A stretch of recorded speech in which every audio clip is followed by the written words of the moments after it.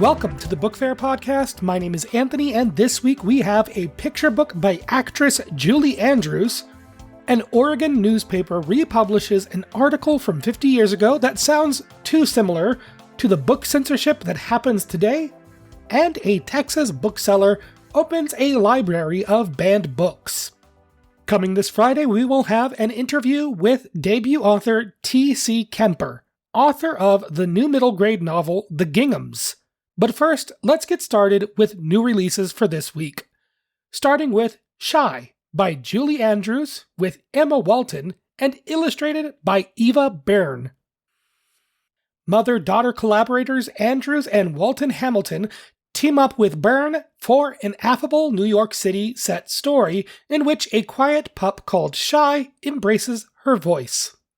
At the animal shelter, small, brown, and white Shy seldom made a sound.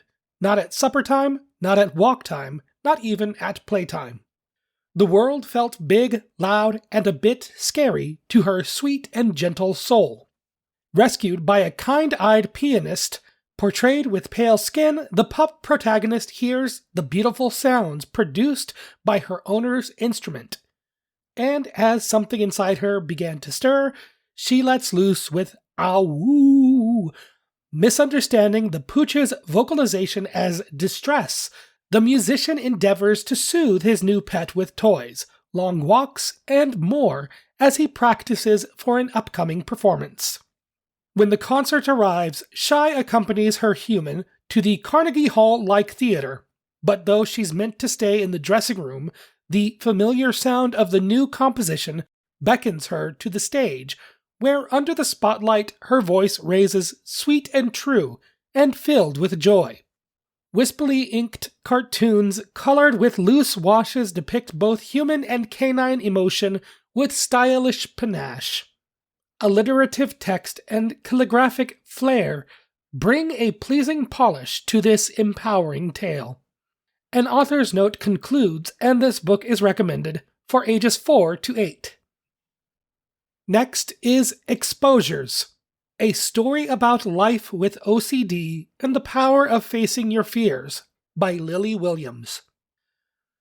Drawing from her own experiences with obsessive-compulsive disorder, Williams crafts an unflinching graphic novel portrait of one tween's managing OCD and exposure response prevention therapy. 12-year-old Peyton, portrayed with pale skin, has spent years concealing an exhausting web of compulsions, including counting rituals and avoidance behaviors, to neutralize intrusive thoughts. Meanwhile, her twin sister Taylor appears to glide effortlessly through adolescence.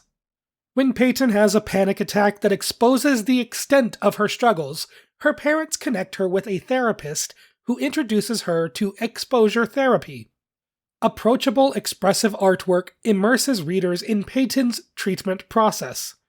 When Peyton is asked to wear a red sweater, the surrounding panels explode with unwanted thoughts, accompanied by macabre images of skulls and viscera, vividly conveying the exercise's intensity. Exposure therapy is presented as neither quick fix nor inspirational shorthand, but rather as difficult and transformative work, and depictions of Peyton's firm yet kind therapist model healthy support for young readers who may recognize aspects of themselves in Peyton. The result is compassionate and necessary. This book is recommended for ages 8 to 12. Next is The Third Period Comeback by E.K. Johnston. In this brief and charming sports novel with a lightly fantastical undercurrent, a middle-grade debut from Johnston, 13-year-old Canadian hockey player Hayley Rico vows to break her family curse. For the Ricos, the onset of puberty marks the end of their time playing team sports, as the Hex, which first began following the death of Hayley's great-grandfather in a plane crash, spells bad luck and non-lethal disaster for any team that a pubescent Rico plays on.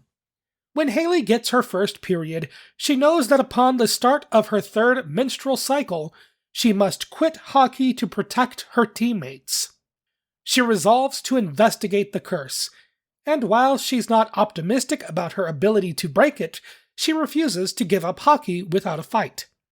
As the extended family gathers at the Northern Ontario compound for summer vacation, Hayley enlists her cousins in a plot to summon their great-grandfather's ghost via Ouija board and uncover the means to ending the hex. Hayley's sprightly first-person narration bursts with optimism. Allusions to previous family members' attempts to break the curse combine with Hayley's in scenes that stress collective action. The result is a jovial, boisterous family story. This book is recommended for ages 10 and up. Next is Such Great Heights by Rajani LaRocca. Upon learning new details about her mother's death, a teenager's life is thrown into chaos in this captivating YA debut from LaRocca, who draws inspiration from Hindu epic The Ramayana.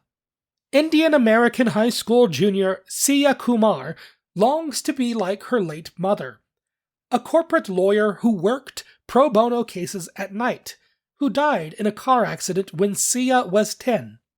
As Siya, a member of the mock trial team at Plumhurst, New Jersey's Bright Academy, looks over the club's latest materials, she's shocked to discover that the current trial's fabricated case notes closely mirror the circumstances surrounding her mother's accident.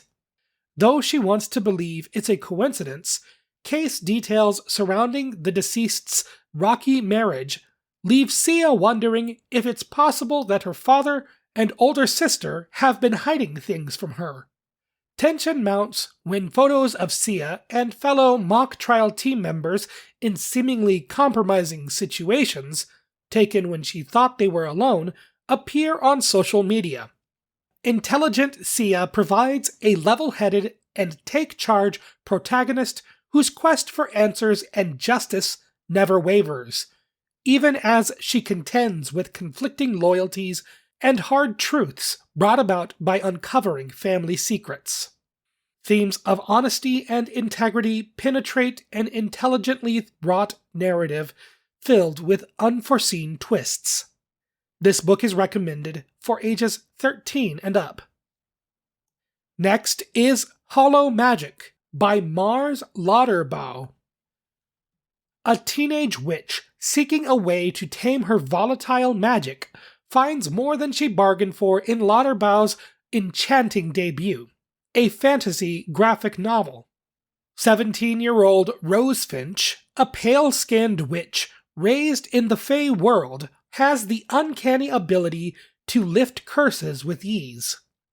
But the magic of the Fey realm interferes with her developing witch powers, resulting in painful blowbacks whenever she uses her abilities. To gain control of her magic, Rose Finch ventures to the ancient cursed village of Harp, rumored to be home to a powerful witch who can help her. There, Rose Finch encounters a frozen knight guarding Harp's castle ruins. She unfreezes the freckled, pale-skinned human who introduces themselves as Thiru and claims to have no memories of the past. Accompanied by the knight, Rose Finch continues exploring the dilapidated castle.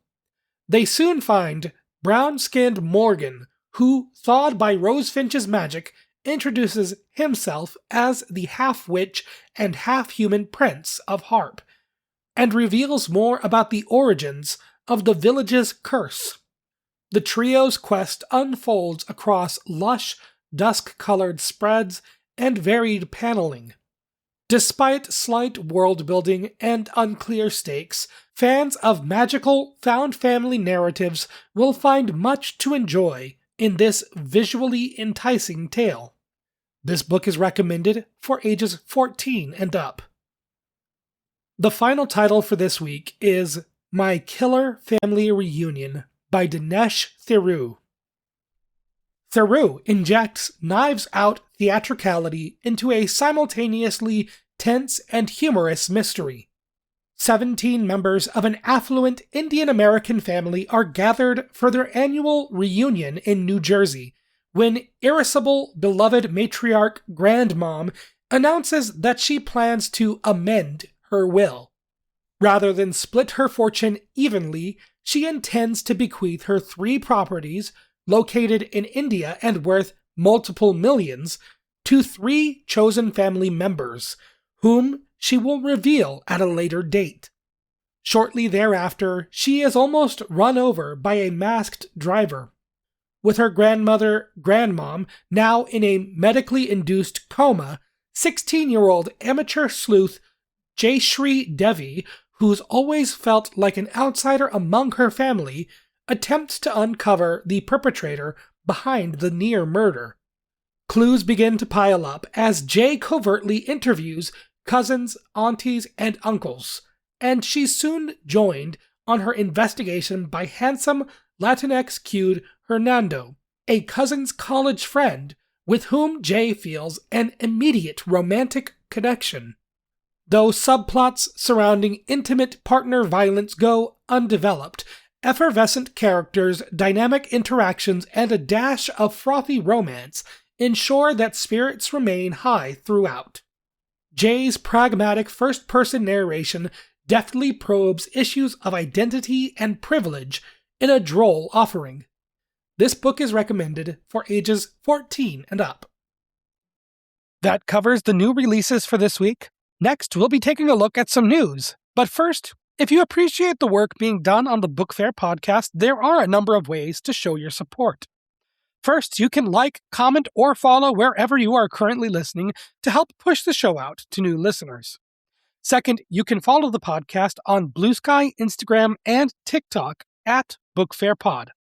You can also go to patreon.com/thebookfair to find episodes posted early as well as links to news sources used throughout the show. Following on Patreon is free and there are no posts hidden behind a paywall. Of course, the best way to help the Bookfair Podcast is simply to share it with a friend, an educator, or a young reader in your life. Now, on with the show. Next, let's take a look at news, starting with a submission from listener and former guest, Nancy Hudgens. Thank you very much. The Society of Children's Book Writers and Illustrators, or SCBWI, recently held its virtual summer conference. A panel led by Alvina Ling, a member of SCBWI's Advisory Council. The panel included middle grade author and founder of The Author Village, Phil Bildner, General Counsel at the Authors Guild, Cheryl L. Davis, non-binary author of All Boys Aren't Blue, George M. Johnston, and founder of Kokila Books, Namrata Tripathi. The discussion topic for the panel was the impact book banning has on readers, communities, and the publishing industry. The opening discussion cited PEN America's report that detailed the increase in challenges that target books featuring or written by people of color, cover LGBTQ+ topics, and stories about people who are neurodivergent or have disabilities. Phil Bildner said, quote, "In a word, it's devastating. It's not hyperbolic to say that books save lives. The fact that we are denying kids access to these books today is crushing." End quote. Namrata Tripathi added, quote, "Books are a tool for expanding a kid's imaginative capacity. As we start to limit the opportunity to see lots of different worlds, the effects are really serious." End quote. Johnston, whose book All Boys Aren't Blue has been challenged frequently in recent years, said, quote, "On one side, it keeps the title out there and it may be reaching people who never even thought about purchasing the book. For many of us, it's school and library sales. When our books are not on summer reading lists, that's a huge blow to any author." End quote. Johnston also mentioned that publicity for banned books typically focuses on the top 10 titles. Quote, "What happens to number 11, which has the same amount of removal from school systems, but doesn't get seen." End quote. authors are also seeing a decline in school visits and speaking events that coincides with the rise in book bans. Bildner of Authors Village said, quote, "It used to be a PTA or teacher or principal coordinating the events, but now it requires a different level of approval through the district or a school board vote." End quote. Tripathi of Kokila Books says that more than a quarter of the imprint's titles have been officially challenged or banned in the last 2 years, but she said that it has not changed the way that books are acquired by the publisher. The entire panel discussion is available to watch on YouTube. I'll add the link in the description of the episode directly to the archived livestream.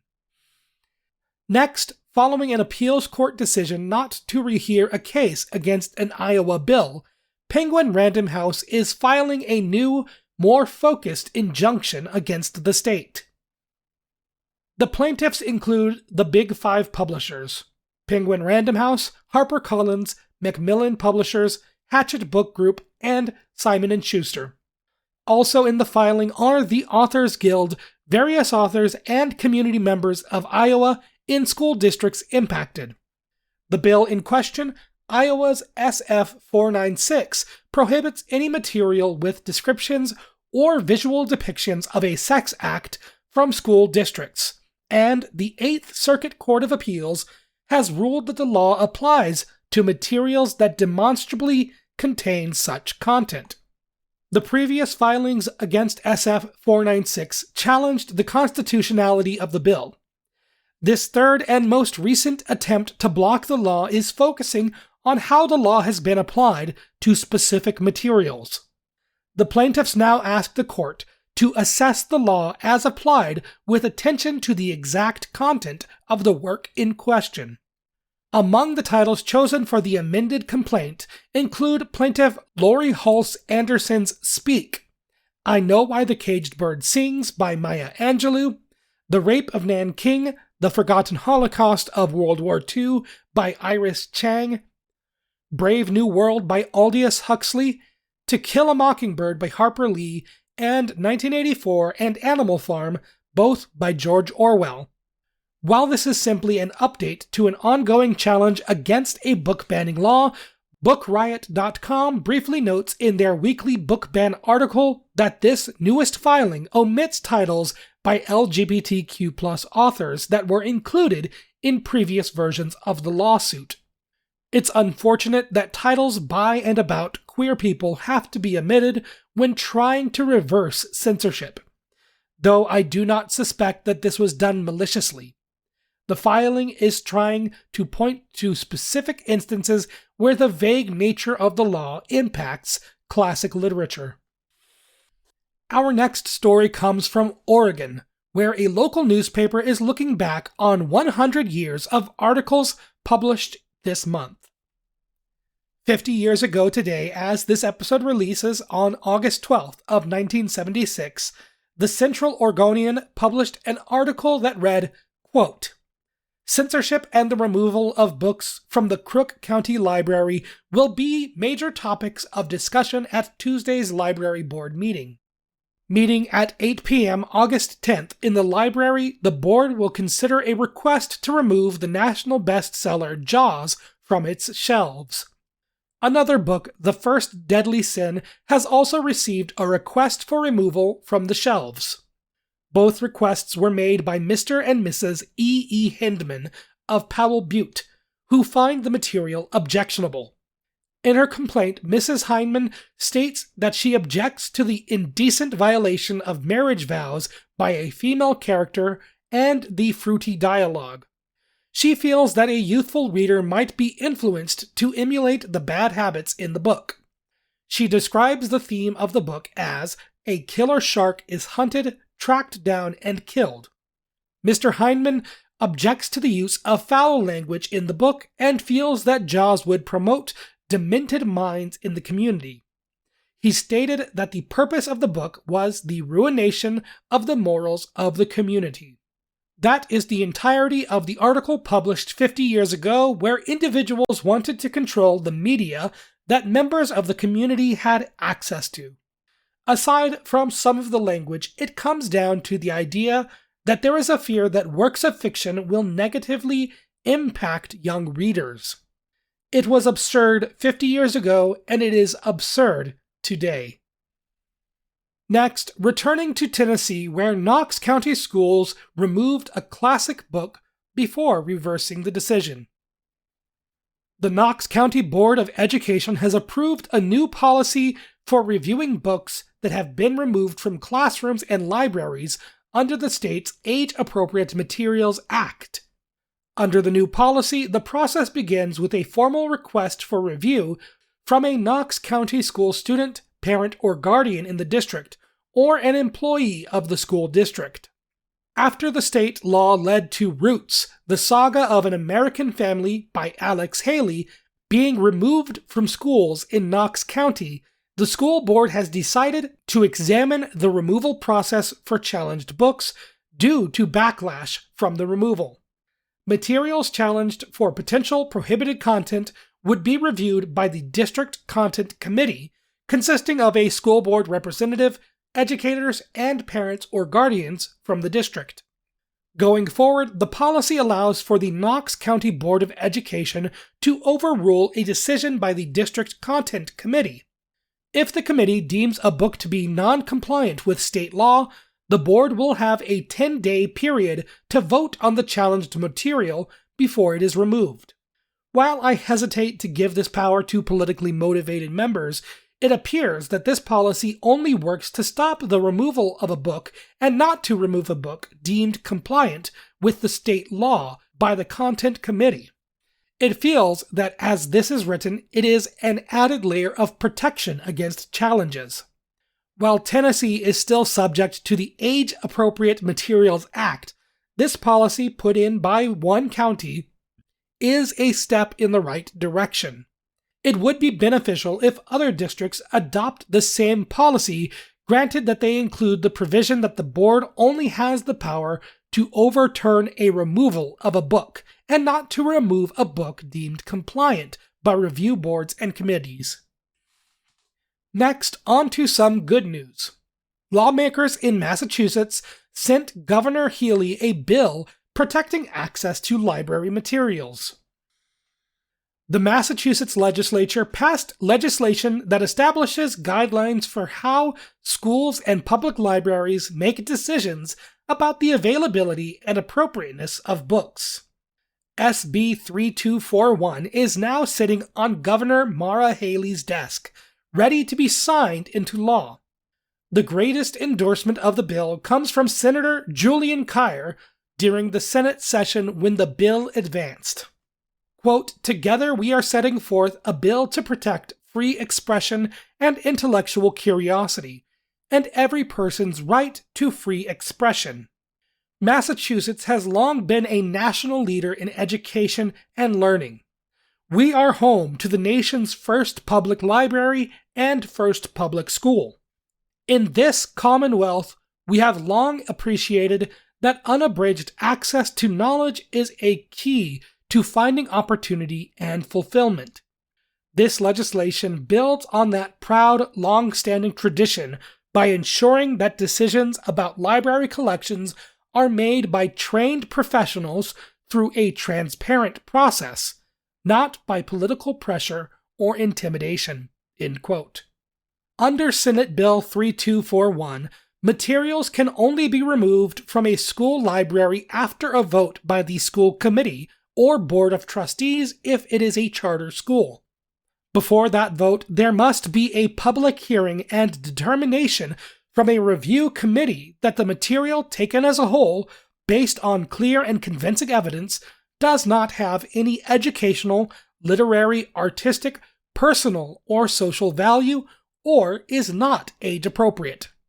The new bill includes the mention of personal value, which means that a review committee can argue that representation of queer and trans characters provides value for readers, protecting them against challenges that assert that discussing gender identity is not appropriate for minors.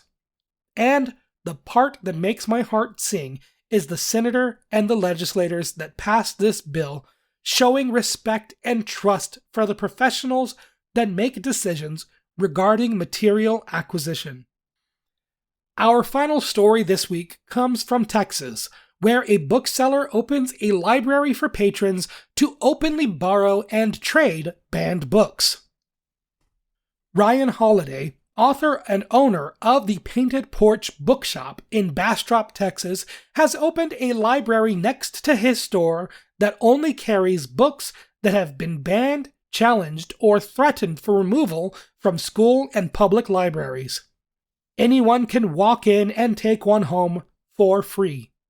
The Banned Books Lending Library is located at 914 Main Street in Bastrop, Texas. Holiday's team has transformed what was previously storage into the new library space after having a speaking event canceled at the United States Naval Academy due to his refusal to remove slides from his presentation that criticized the Academy's decision to remove nearly 400 books from its main library.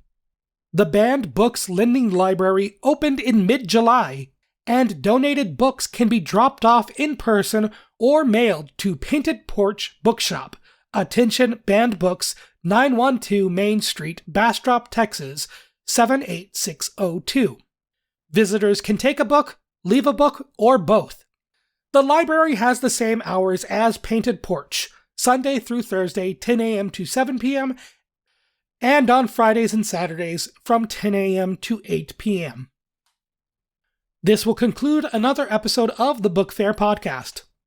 Coming this Friday, we will have an interview with debut author T.C. Kemper.